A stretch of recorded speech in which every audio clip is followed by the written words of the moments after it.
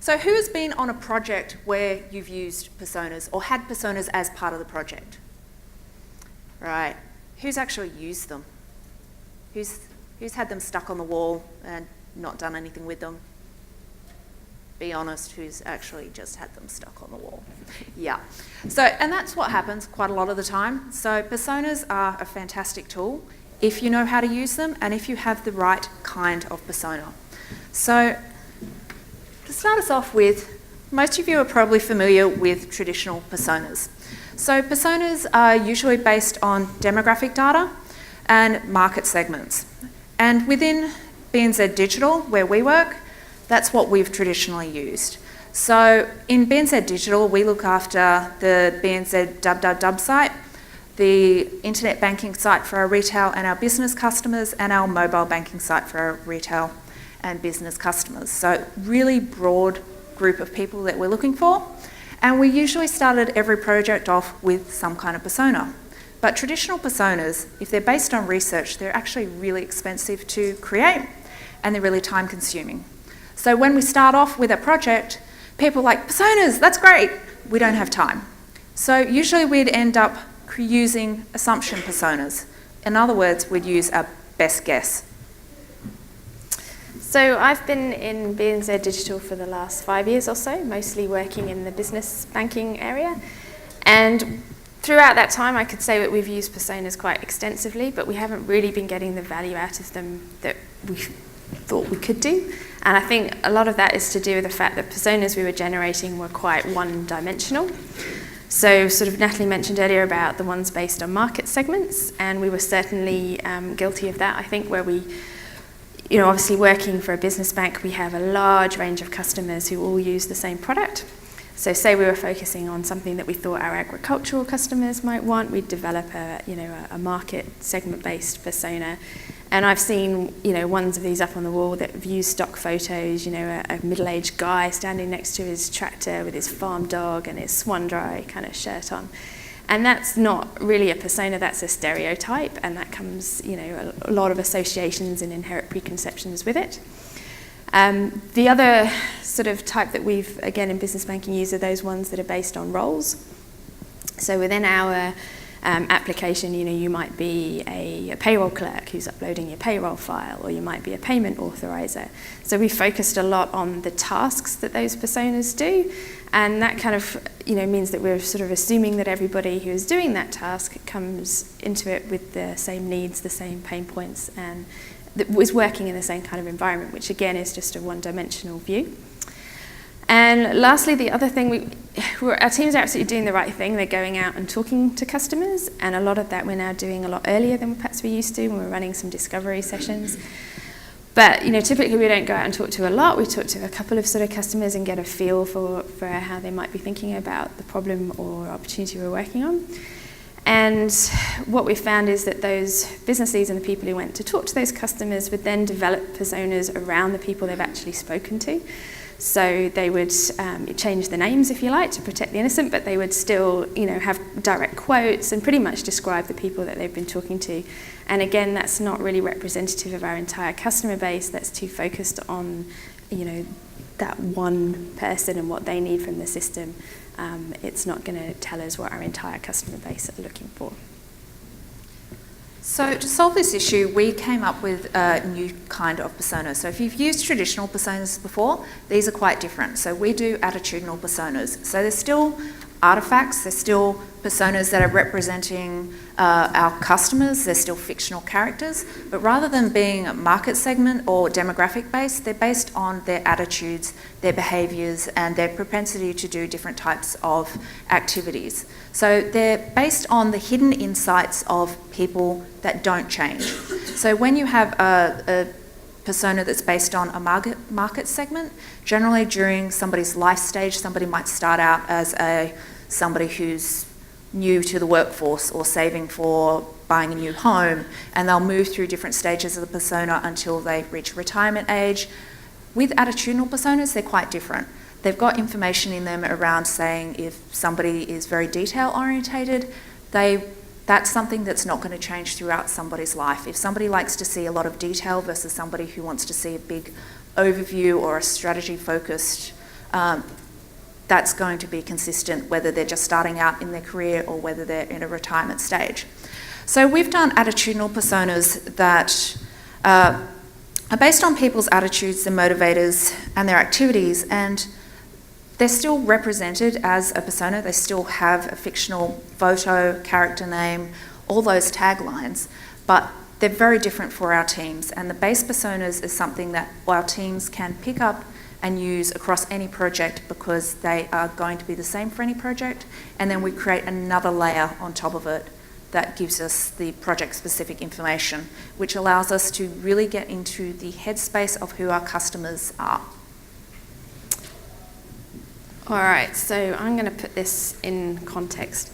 So these three are my three sons, and they're basically the same market segment in that they're the same, same socioeconomic background, they're from the same geographic location, we all live in the same house.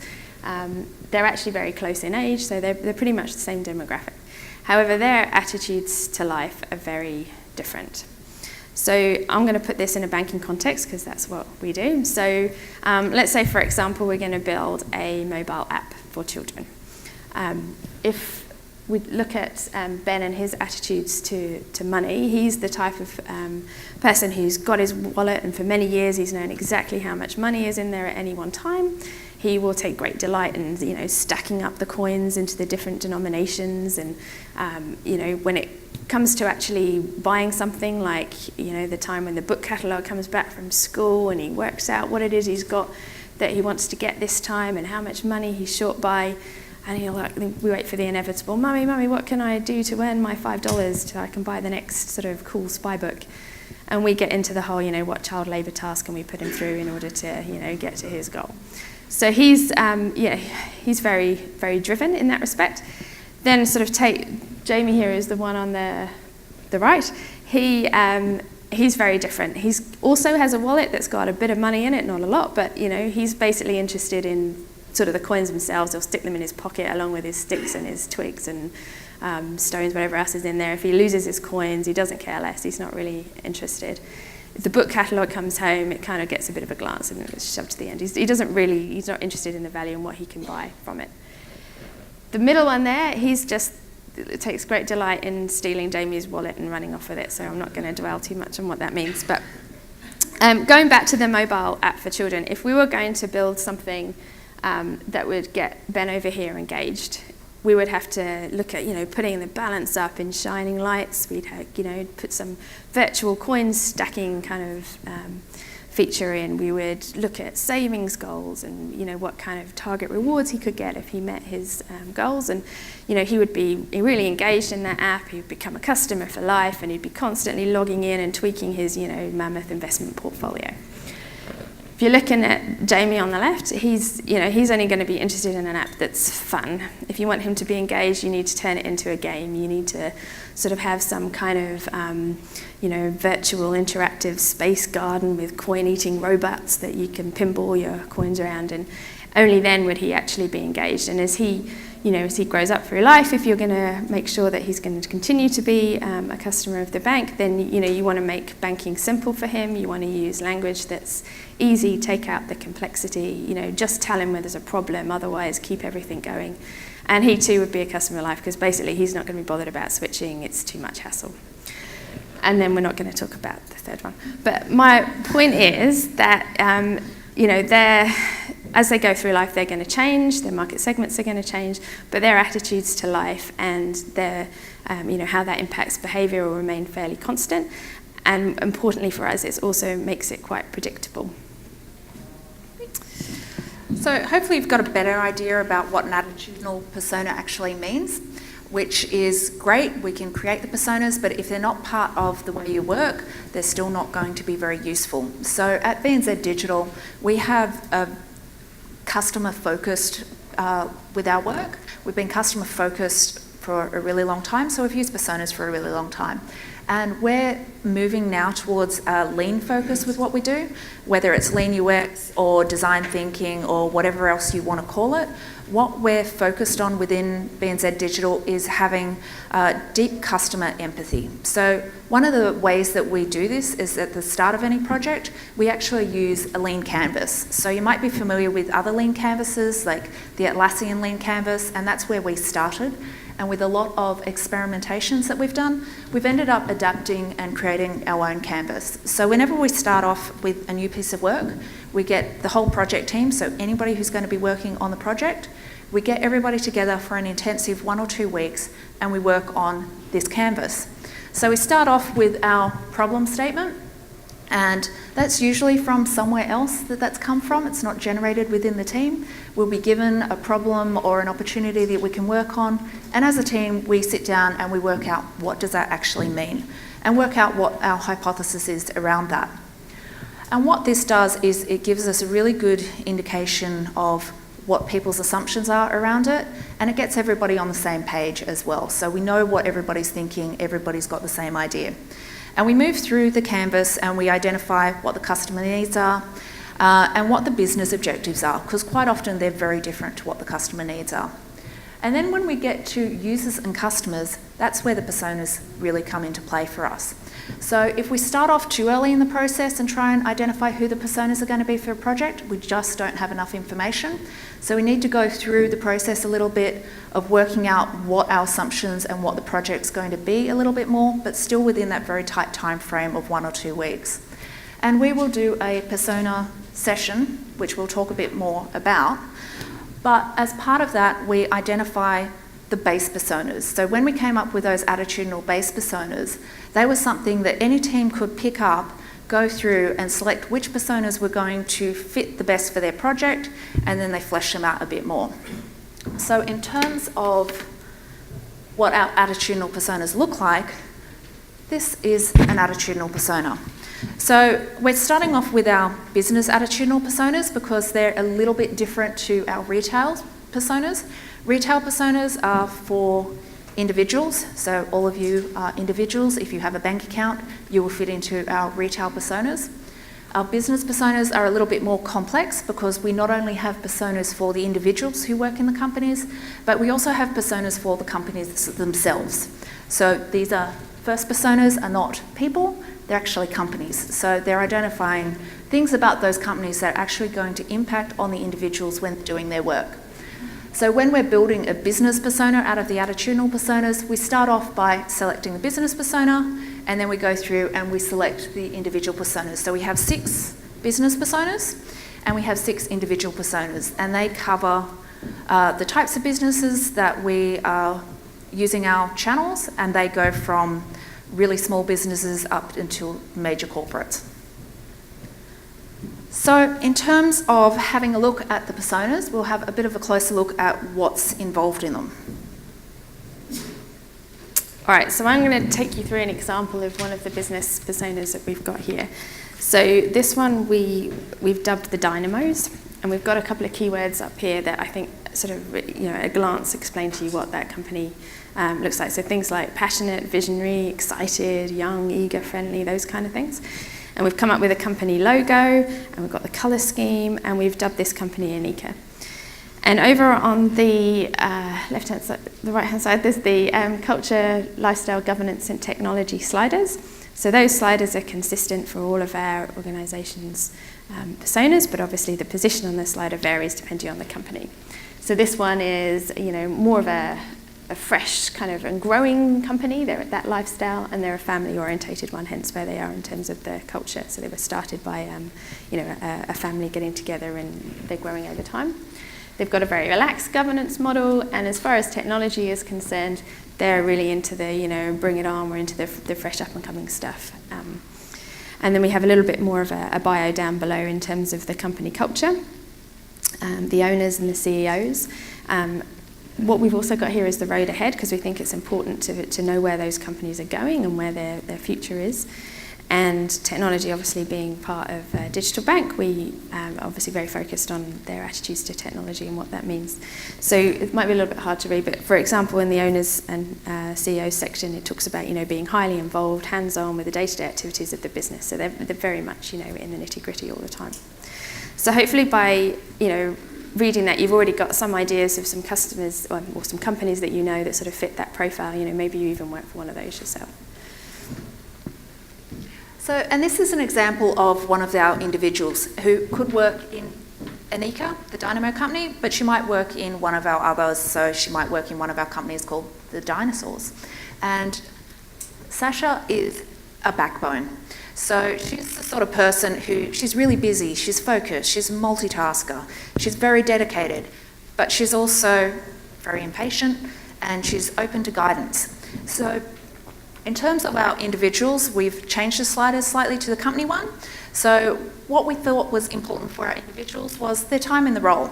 So if you've got somebody who is changing their jobs, so we've labelled that changing their jobs like they change their pants, is very different to somebody who's been in the job for a long time.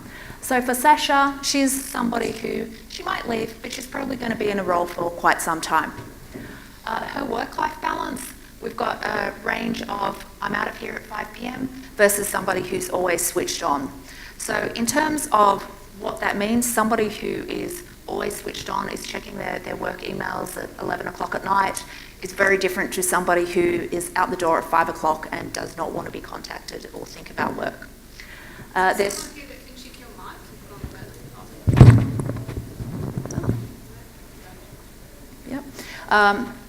so otherwise I'll use this one.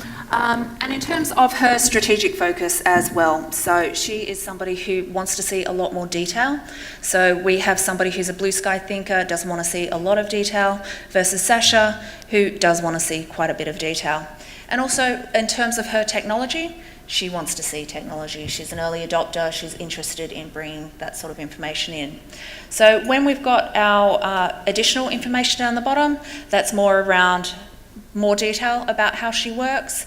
Does she delegate? Is she comfortable delegating? Does she work with people in a team? Does she want to do work for herself? Support is in terms of what we do. How much support does she need from us as a bank? Is this somebody who, when we introduce new features, is want to be handheld, or is this somebody who wants to figure out what she's doing by herself? And in terms of the technology, again, she is somebody who's full on into the technology and is not going to be hesitant to try new things. But you'll notice from our labels on there, we've got on technology, we've got things like, it scares the shit out of me. And some of our labels is changing pants for jobs. You don't need to be really serious with your personas. It doesn't have to fit exactly what you do. You can have a little bit of fun with them as well. Okay, so they're the two levels that we've gone away and we've researched. We've come up with our 6 organisations, we've come up with our 6 individuals. And now the sort of final level, if you like, is the bit where we talk about the project persona. So this is where you've got your lean canvas, you're looking at a particular problem and opportunity, and now you're going away and you're thinking about who is this person in the context of what we're doing. So these are sheets that we have that the team fill in, and we do those in a persona workshop. And in that workshop we have the core team, we have any other sort of core stakeholders that might be applicable, we have our designers, we have sometimes we have our comms and our change managers in as well. And we sit down and we get people to think about each of these sections. So we have an about me section, which is more of the personal details, who is this person, where do they come from, what do they do, what's their life like and their experience, sitting around the work that they do. And then we have tasks, so this is particularly related to the problem opportunity you're looking at, what does this person do, what are the things they need to achieve, what are the outcomes they're looking to get to, what are their needs, which I think is pretty obvious, what are their pain points, so what is it that are really causing them issues on a day-to-day basis. And that can be stuff that's specifically around your problem, but it can be also things like this person's really working under pressure a lot, they're having to meet tight deadlines. And then finally we have the what will make me happy section. So this is, if you're going to build something and really change this person's life and make them love your product and make them happy in their day-to-day job, what is it that you can do to achieve that? So we put those up on a wall. We quite often have a number of flow charts around, flip charts around the room, and we get people to sit down individually and brainstorm what they think. So they've already been through a lot of workshops talking about the problem, talking about assumptions that we've got. We may even have done some discovery sessions, talking to some initial customers as well. So people have got a fairly good idea of who these personas are, and they can sit down and individually put down on post-it notes what they think for each of these sections. We then get them to put them up on the wall and talk about what they're, why they've come up with this, what they think is important. And quite often groupings start to become, quite obvious. We get the same sort of themes coming out, and we start grouping things together. And if there's something that is a bit obscure, we might put it to the side if people disagree with it. But generally, we get to a kind of a consensus.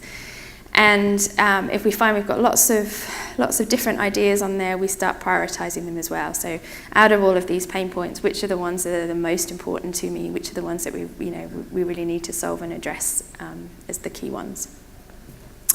After that session, we'll get people to tidy it up, and then some people will take responsibility to write it up and get it looking a bit more professional. And then we finally sort of get a three-stage persona.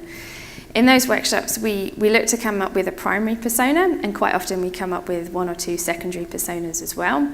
But we don't want to come out with a whole mass of sort of 6 personas that we're trying to build things for, because that's just, there's always going to be a primary persona that we are, who is our target market for this? Who are we really solving this for? And we find that then helps, later on when you're having those discussions around what is it that we're building, we can always go back to that primary persona to help solve, some of those discussions and some of those conflicts that might come out later on. So once we've done that, we also, as part of that session, we sort of realise that there might well be holes in our personas. There's things that we need to go out and investigate further. And we're well aware that these personas are just, at the starting point. This is what we believe at this point in time. And as we go through, we can go back and update them as well. So that sort of leads on to our persona discovery sort of session. So we sit down, and we've already got our assumptions, we've got our idea of our personas, and we brainstorm all the questions that we're going to ask this person. If we had our persona in front of us right now, and we want to know more about, what it is that drives them, we want to validate the assumptions that we've made, what are those questions that we want to ask them? So we have a big brainstorming session, and we normally come out with a whole load of questions. And it's really interesting when you get a whole team together, quite how varied and how extensive those questions can be. In the past, where we've just been perhaps guilty of the business leads and the BAs are the ones that go away and develop the personas and actually go away and talk to them, and they sort of have their mindset and their focus area. When you open it up to the whole team, you get a whole a much broader spectrum of questions, and some really quality stuff comes out.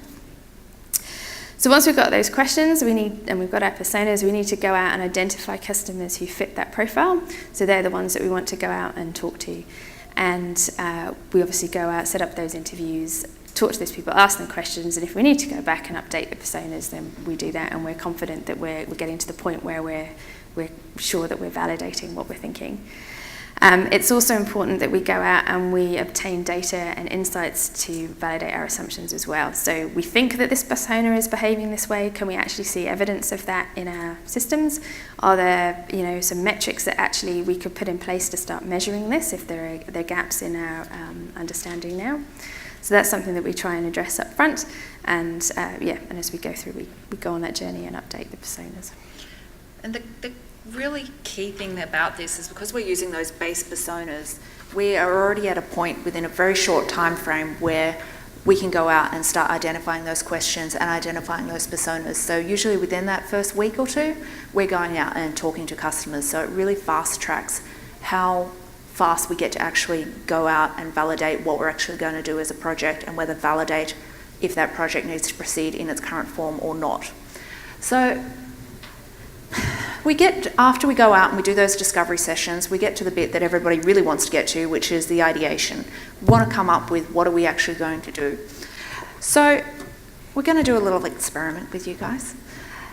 And we're going to think about notifications. So as a bank, we do quite a lot of notifications, but something that most people are familiar with, you get notifications on your phone all the time. But if we were going to design new notification systems for, say, your internet banking, and we'll go along the journey that you're actually doing payroll, and you wanted some notifications set up on your internet banking about any changes that were made to files. And we'll have a look at 2 of our personas. So we're going to have a start looking at Yelena. So Yelena is our Old Faithful. She's somebody who has been in the business for a really long time. She is really part of the business. She's been doing the same role for a long time, and she knows exactly what she's doing. She's somebody who's very, very detail orientated. She wants to see a lot of the details. She is not really a technology person. She's somebody who wants to be led through any new changes to her technology. She's not somebody who's going to go out and seek new technology, or if new features come in, she's going to really have to be led down the path to use it. So if we were going to introduce new notifications for somebody like Yelena, what do you think we would have to keep in mind? Any ideas? Time-bound personas. Yep. Sorry, time-bound notification. Yep. Yep, so not outside of certain times. Yep. Don't want to be notified at 7 p.m. Yep. Yeah, being notified at 7 p.m. would not make her very happy at all. Anything else? Sorry, what was that? She solicits the information rather than being forced out. Yep, so her choice to have those notifications? Yep. Yep.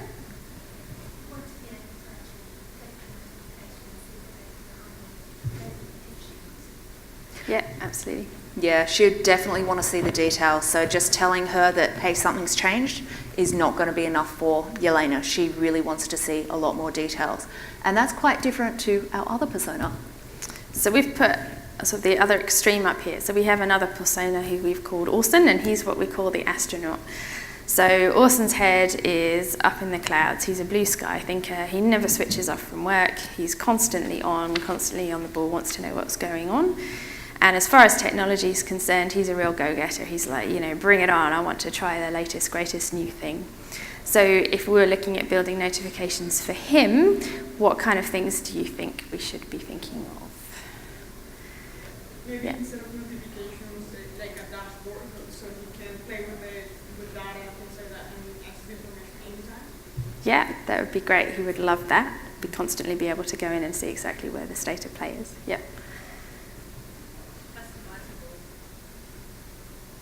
Customizable, yeah. So, and also I think maybe, just give him the key points. He doesn't need to know the detail, he just needs to know the quickest way. And if he has to download a new mobile app that means that, he can take action directly from that notification without having to log in somewhere else, then that's really going to make him happy. All right.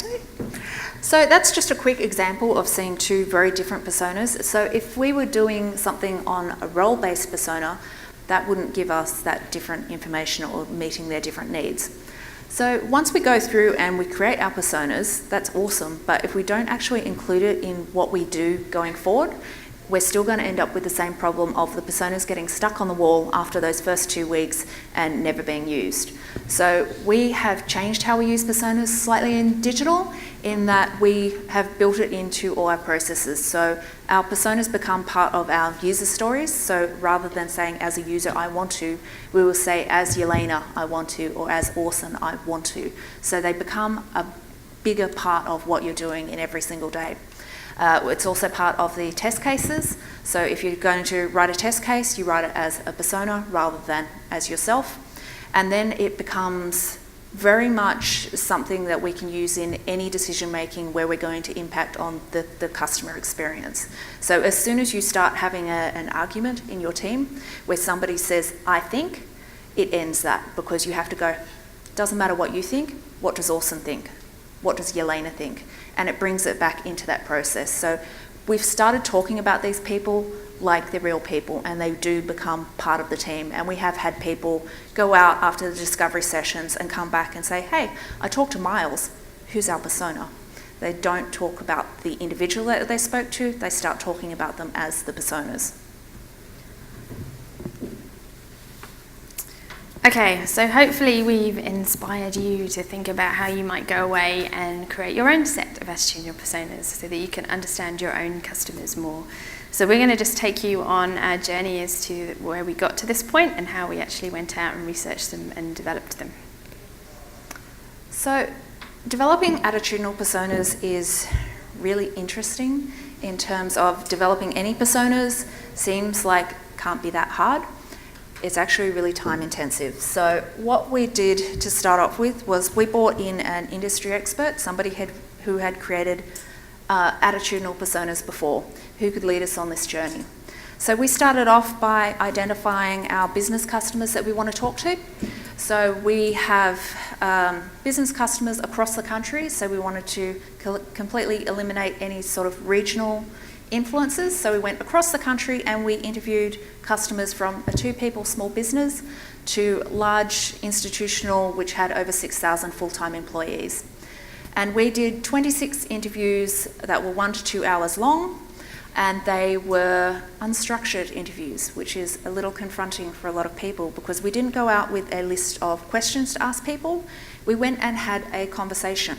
So we had a single host for every interview that remained consistent through all of them, and their main job was to sit down and talk to people around, what's your job? Tell me about your business. And from that, we got a lot more information about what their attitudes are to their work than going out with specific tasks like, tell me about what you do every day. You will get a list of what they do every day, but you won't get the attitudes around what they actually feel around doing that. So we also had a note taker in every session. So the host did not take any notes at all. They were completely focused on just having a conversation with somebody. And our note taker's sole role was to sit down and take very detailed notes. So everything that the person said was detailed. And what we did with those is we came back with a whole lot of notes, and the note taker changed. So we had one host that was consistent throughout, so the conversations were all consistent, but the note taker changed. So we got volunteers throughout BNZ Digital to come in and take the notes, so we were getting a lot of people involved at that point, which is twofold. We got their buy-in because they were getting involved, and we got a lot of different focus from people as well. So from those interviews, we went and created great big long Word documents from them. So from the 26 interviews, we ended up with, I think, about 300 pages worth of notes. So yeah, I think one of the other things was that although we were going out talking to, a customer, as part of that, we would actually talk to several people in that organisation who did different roles.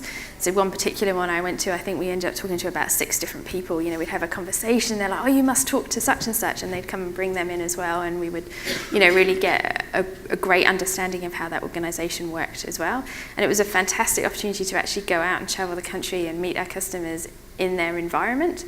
So we sort of saw firsthand, the pressures that they were in, their office politics and their social interactions. We'd see the piles of paper that they were dealing with on a daily basis and all the files behind them. And we kind of understood really that the gold was in how they approached their job and what they thought and how they felt.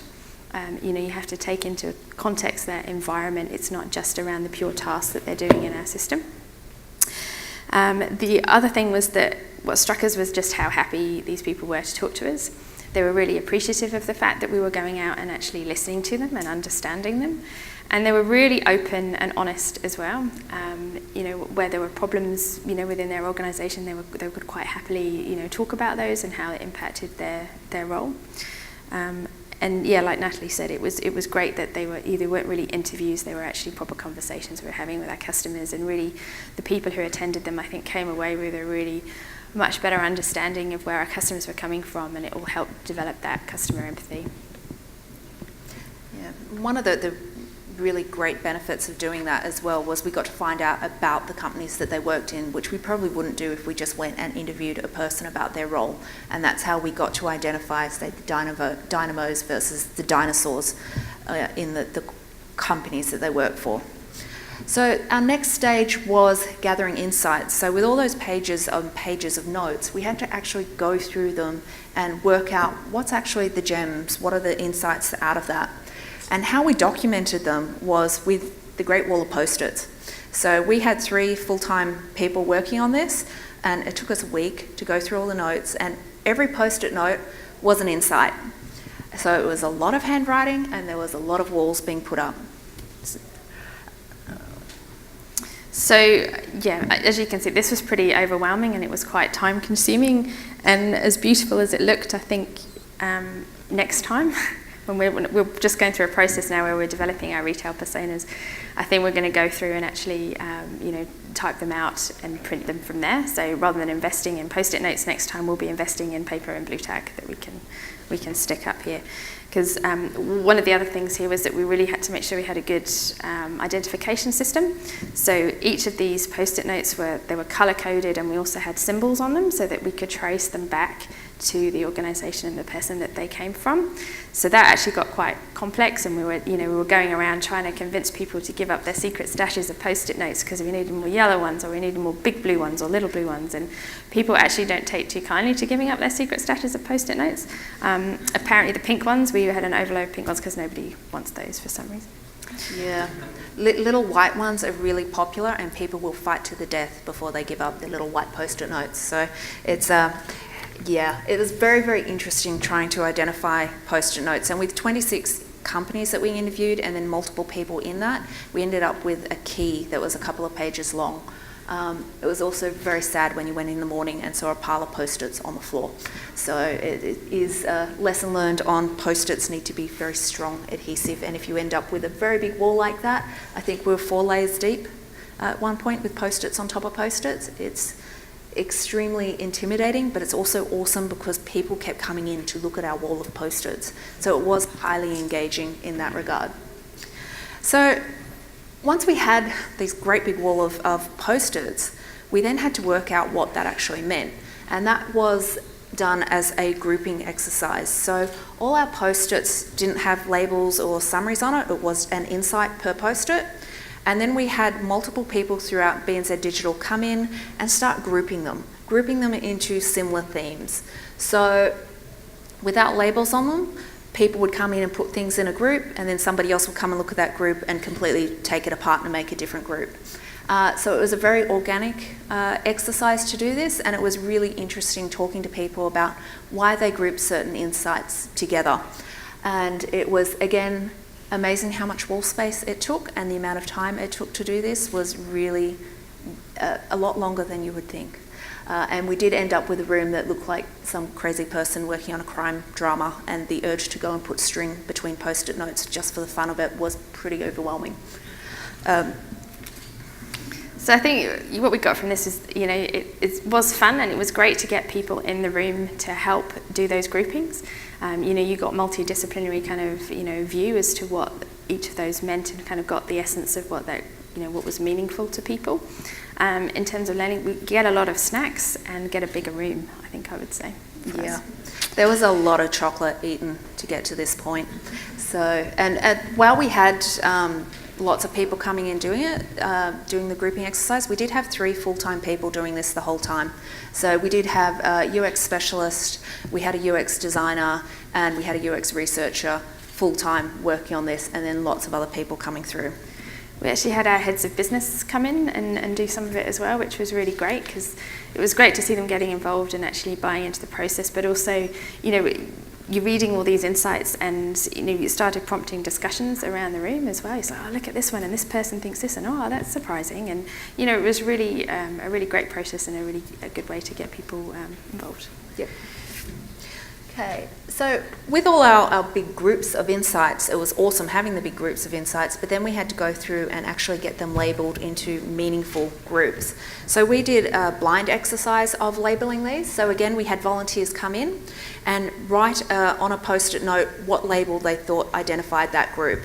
And we changed that quite a lot. So it was blind, so somebody would write their label up and then they'd put a blank post-it on the top. And then at the end of the day, we'd go through all the different labels, and if they were fairly consistent, we knew that that group was on the right track, and we could finalise that as an actual grouping. If there was lots of different labels that didn't actually seem very consistent, we knew that grouping wasn't right, and we would completely disband it and start again for those.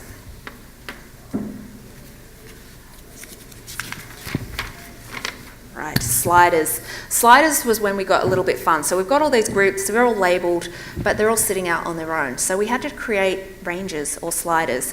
So we created sliders like, is somebody pro-mobile. So if they're using their business and they're very pro-mobile, it was very different to a grouping that we had who were very anti-mobile, who didn't want work email on their mobile. So that created a good range across what we did.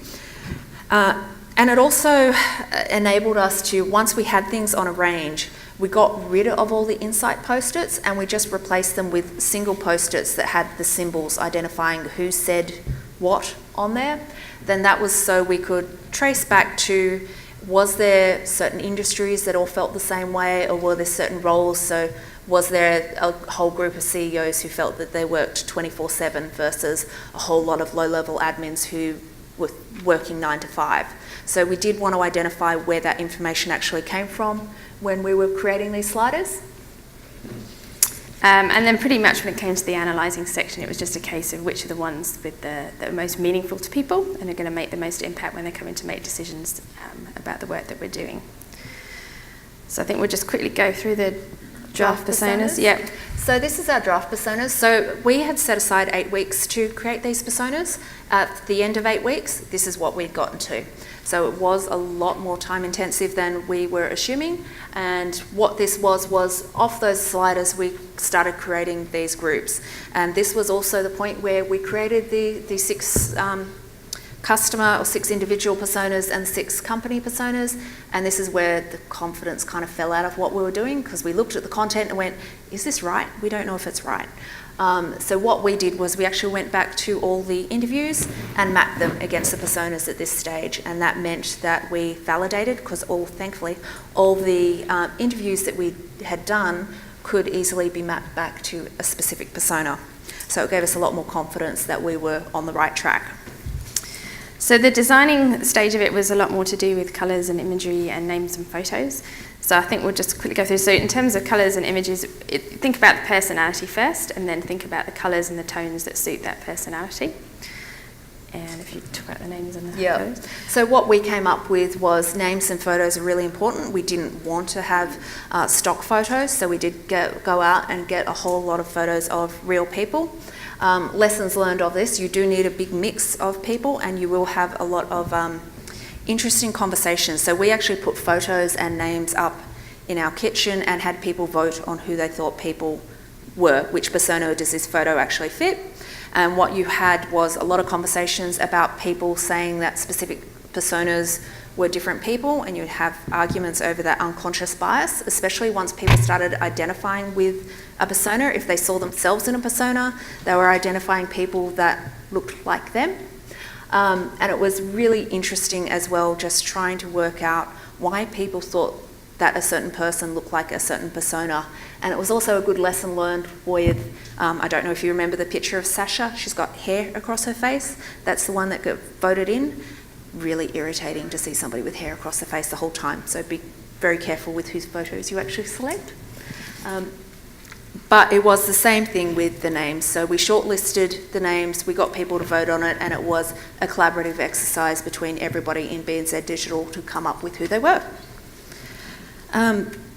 And in terms of adoption and use, everyone knew the persona work was going on. A lot of people had been involved in it, so the next stage was to launch them. So these are available on our wiki. We also came up with artifacts. So initially we came up with an idea of doing a mix and match book like you had when you were a kid, because we had 3-stage persona, so we thought you'd go through and select the head and the body, and that didn't work. It was huge. So now we've got 3 different books that we use. But our UX and practice coaches got really on board in introducing these and running our workshops as well.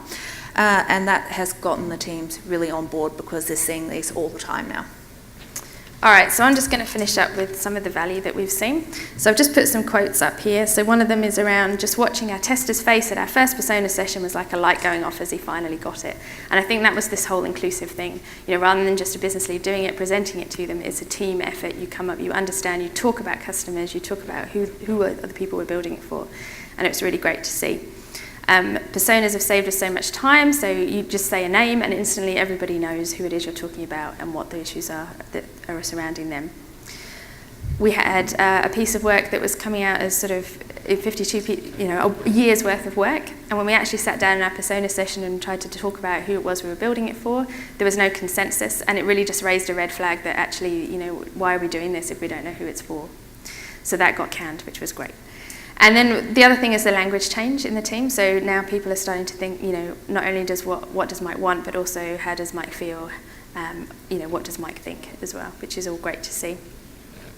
So hopefully we've sort of left you with a few things really as to what the value of attitudinal personas are, how you can actually use them in the work that you're doing, and also if you want to go away and do this for yourselves, this is the process that you need to go through. So good luck with that, and I'll do a quick sales pitch around the Lean Canvas. If any of you want to know a little bit more about how BNZ are doing Lean and the learnings that we've got from that, our colleagues are doing a talk tomorrow at 11:30, I think. So go ahead along to that, it'll be great. Lean UX Alliance. Yeah.